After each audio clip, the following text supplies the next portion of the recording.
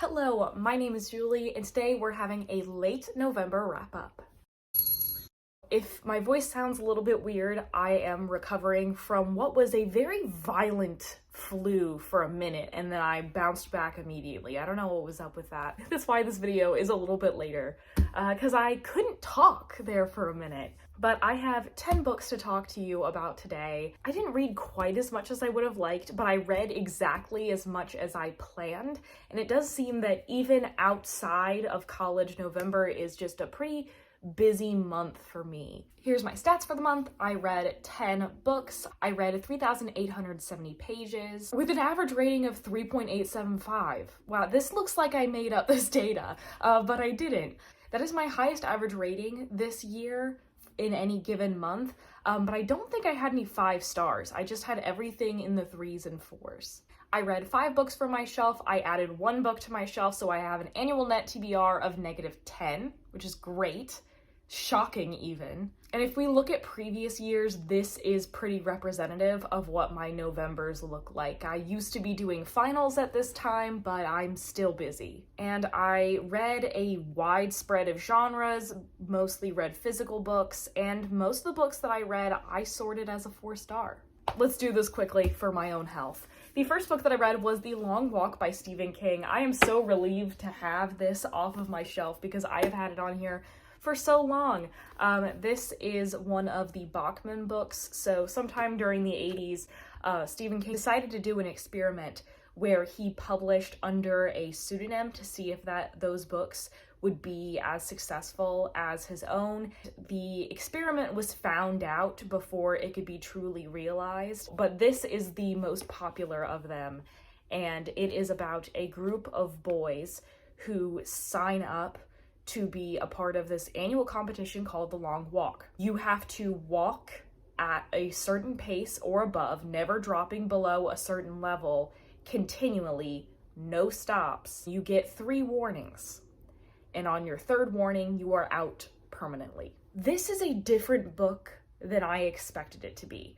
I thought it was going to be more similar to different Stephen King books that I've read and haven't necessarily liked, but I really liked the direction that it went in, that I didn't even know it was going in until the last pages.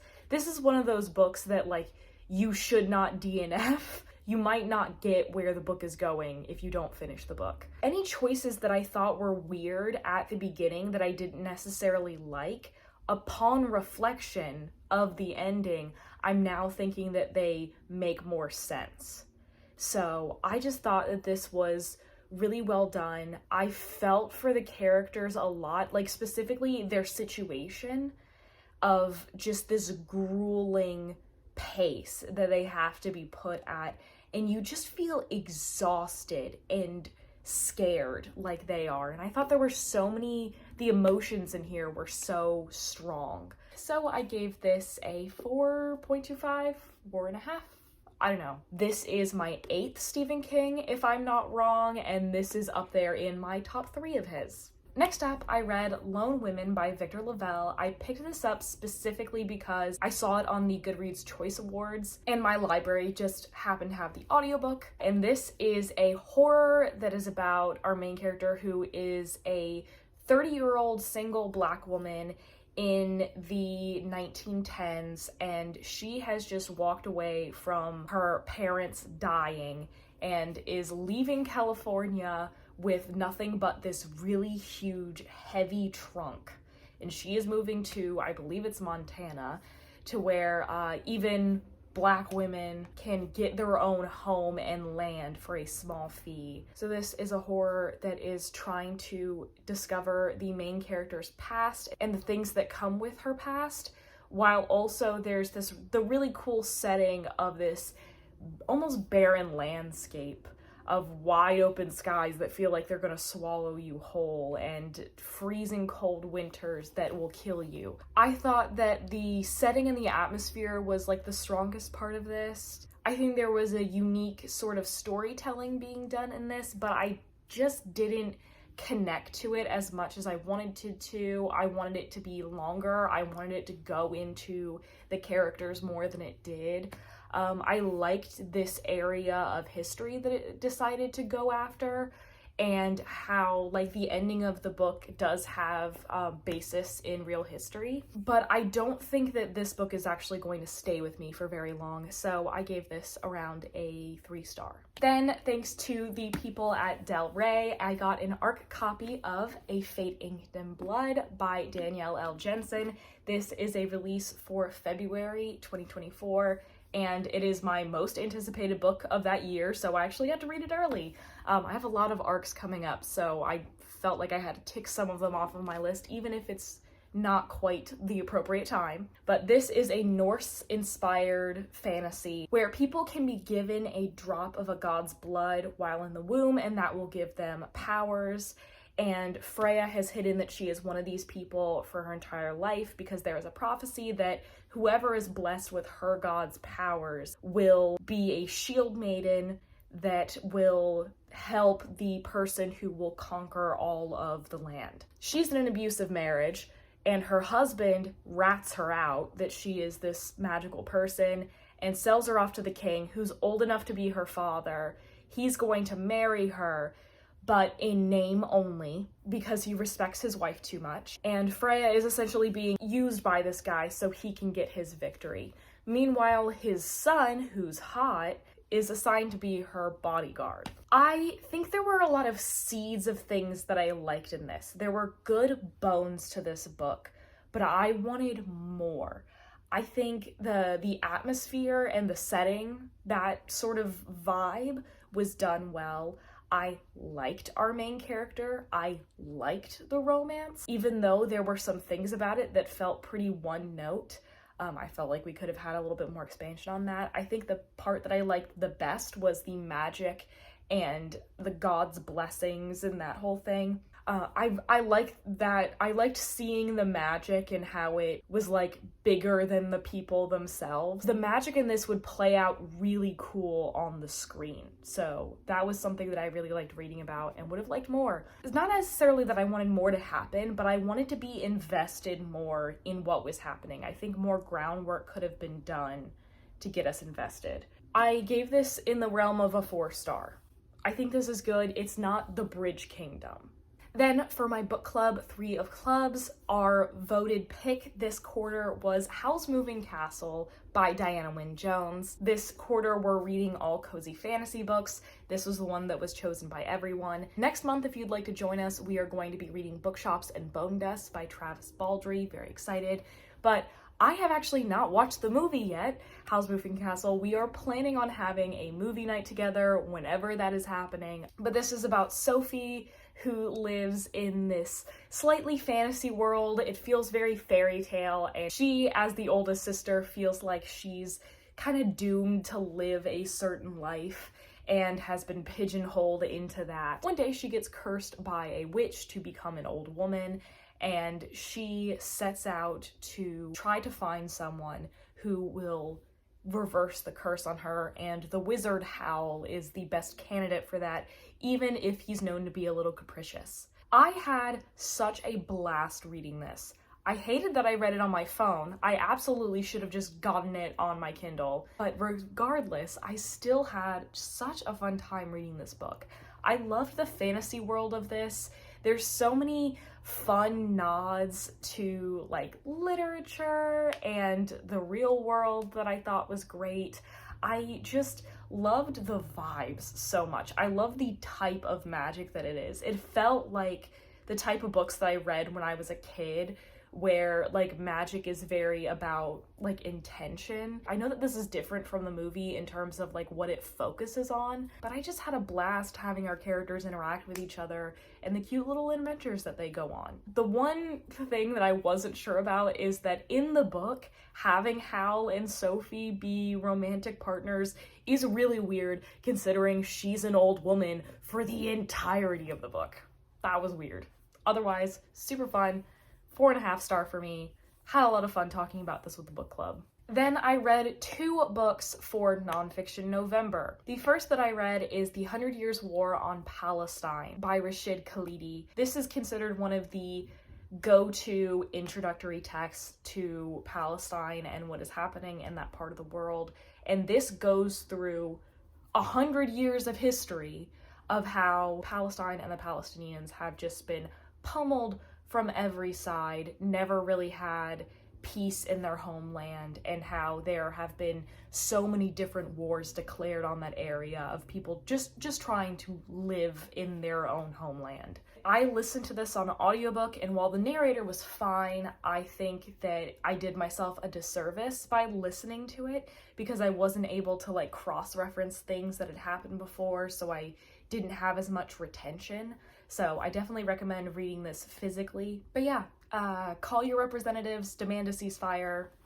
I don't rate nonfiction, but this was a very thorough introductory text. It doesn't expect you to know anything before going into it, so I would recommend it to people who are wanting to know more about Palestine. Then, are you happy, Dad? I have finally read Midnight in the Garden of Good and Evil by John Berendt. I don't even know how to classify this book. It's a nonfiction about Savannah, Georgia.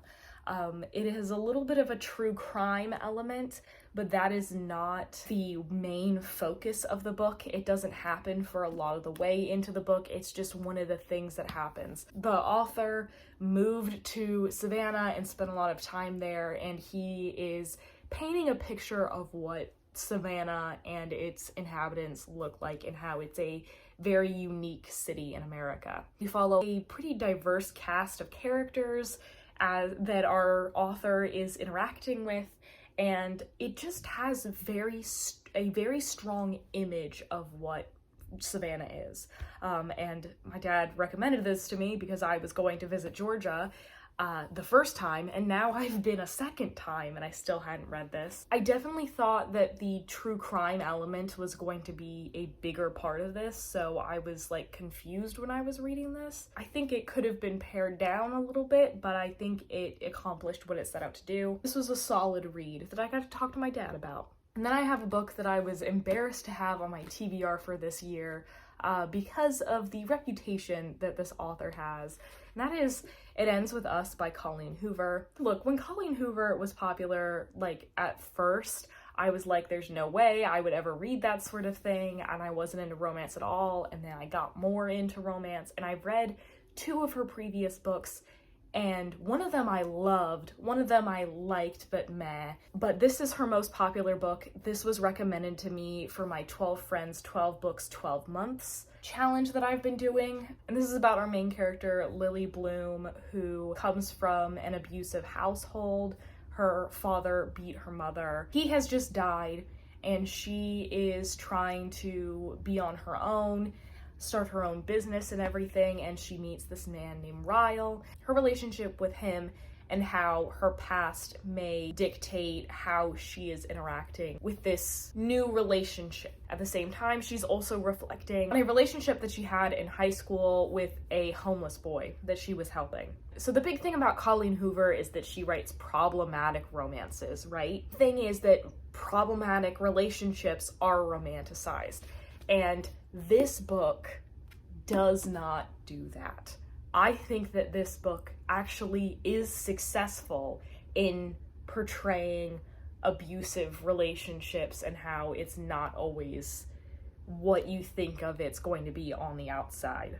I think people who were thinking that this is romanticized didn't really get the point. The whole coloring book thing, that's problematic. That's a problem. I got through this really quickly and I was engaged. There were some things that I definitely like rolled my eyes at, like Lily's flower shop, like being emo-ish, like her love of Ellen. Like there were a couple things that I definitely was like rolling my eyes at. But for the thing that it was actually trying to be, I quite liked it. I thought that Atlas was going to be a bigger part of this book. Which makes sense now why there was the sequel, prequel, whatever. I think that this book did what it set out to do, which I've said several times in this video. So I'm giving this like a 3.75. I really like the messages in this, but I didn't particularly care for any of the characters. Then I read The Halloween Party by Agatha Christie. The latest Hercule Poirot movie that's coming out is very lightly based on this, so my dad and I listened to this in anticipation for the movie. So at a Halloween party for teenagers. One of these teenagers says that they had seen a murder years before, and by the end of the party, they end up dead. And Hercule Poirot is enlisted to try to figure out who killed the girl. This is not one of her most well-known mysteries, so it's not like it was a crazy plot twist thing, but I had a lot of fun with the audiobook for this. I had a lot of fun actually trying to piece things together. I usually, when I read mysteries, I don't try to figure out who the killer is, I just go along for the ride. But in this one, I actually wrote down all of the evidence and everything and tried to put the pieces together. I did think that one character was two characters and I had just misunderstood something, so if it wasn't for the audiobook, I might have actually solved it. And it's been a long time since I've read an Agatha Christie, and I just kind of forgot how much I liked reading them. So maybe next year I'll do one of those videos that people have done of trying to solve an Agatha Christie mystery. I got really close to solving this one, but I missed the mark by a little bit, so I was very proud of that. And even though this wasn't like the most mind-blowing mystery, I had so much fun solving it, so I'm giving it a 4. Then I read To Paradise by Hanya Yanagihara. I bought this when it came out last year on its release, and I just didn't pick it up because it's so thick, and I hadn't heard anything about it. Even though this is the author of A Little Life, nobody was talking about this book, and now I kind of know why.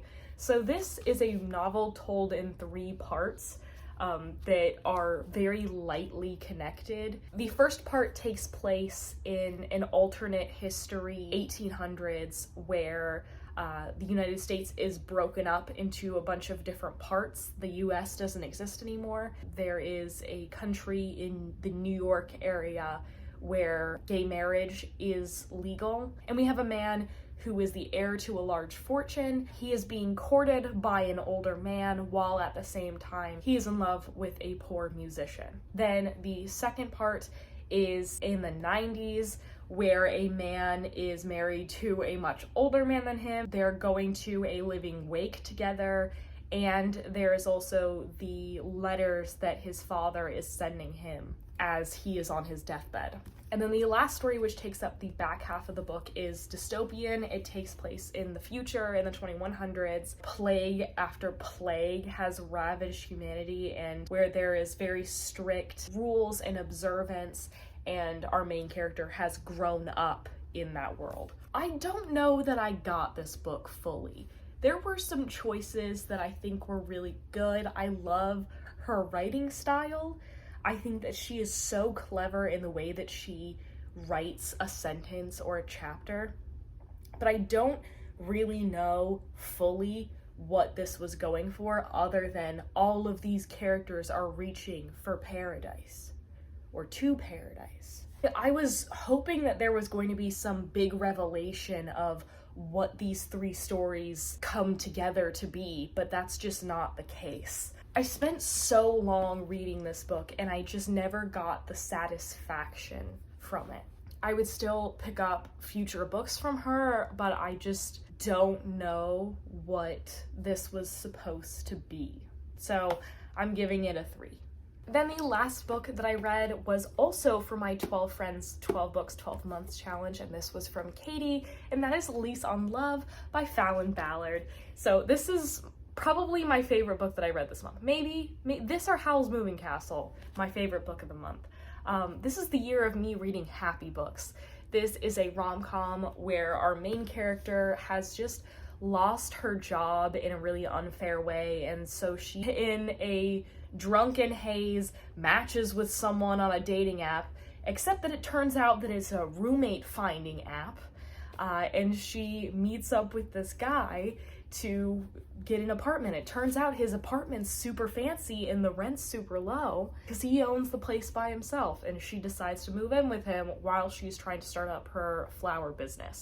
And he's really nerdy and keeps to himself, and she's very outgoing, and it's a really good dynamic. Their dynamic is like if Elwoods was poor and Emmett was the rich one. There were some things that I really, really liked about this book. I thought the banter was great. I loved seeing sort of the slice of life scenes. I liked the strong friend group element. I read 2 books this month in which the main character is starting a floral business. Like, isn't that weird?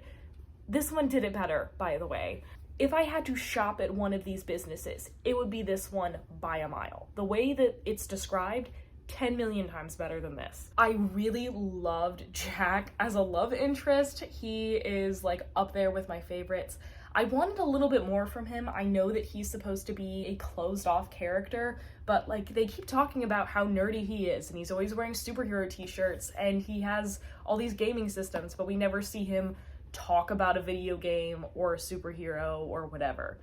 Give him a little bit more. Let him open up. The only real problem I have with this book is that literally every single chapter features these characters drinking. And I'm just like, are you okay? Like, your livers are suffering. This book takes place over a longer period of time, so these chapters aren't necessarily like back-to-back days or whatever. But I think that this author really must think that like drinks have to happen with like every single occasion. I've never seen this in a book before, or noticed it maybe, but like the amount of alcohol consumed in this book was unnecessary to be mentioned and should have been taken out by an editor. But other than that, I had so much fun watching these 2 slow burn get together. I loved the slow burn of this so much and would absolutely read more from this author. So this is the type of rom-com that I'm like, I want to steal parts of this to write something. So those are the 10 books that I read in November. Thank you so much for watching. If you'd like to follow me or my book club anywhere, you can find it in the link below. I'm also doing a readathon right now. Also, links are there. Let me know what you read in November, what you're trying to read before the end of the year, and as always, I will see you in the next one.